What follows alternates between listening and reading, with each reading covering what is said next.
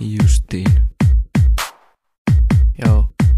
Kun mä olin pikkupoika, äiti osti mulle koneen, niin saman tien se aukas mulle uudet tiet onnen. Iskä sano älä vietä aikaa liikaa netissä, mut mun intohimoni on ollut aina peleissä. Se oli runeskape, joka minun sydämeni vei, kunnes tajusin et vovikin on ihan okei.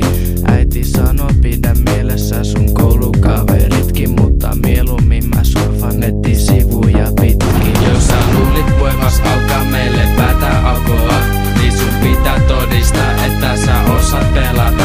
Happo Hotel Bobby Runen, niistä mä aion räpätä, ja mun virtuaalipipeli on 5 metriä.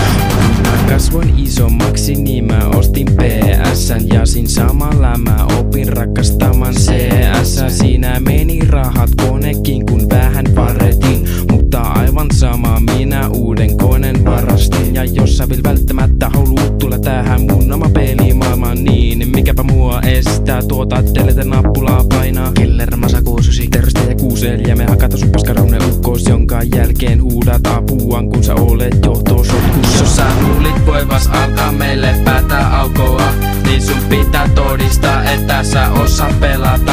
Happo Hotel Bobby Runen, niistä mä aion räpätä, ja mun virtuaalipipeli on 5 metriä. Killer Massa 69 ja teurastaja 64 tulee vallottaa vielä maailman, ja sä olet meidän tiellä ihan sama miten paljon kehität sun pelitaitojasi. Me hakataan sut silti ja sul on paskas satsi.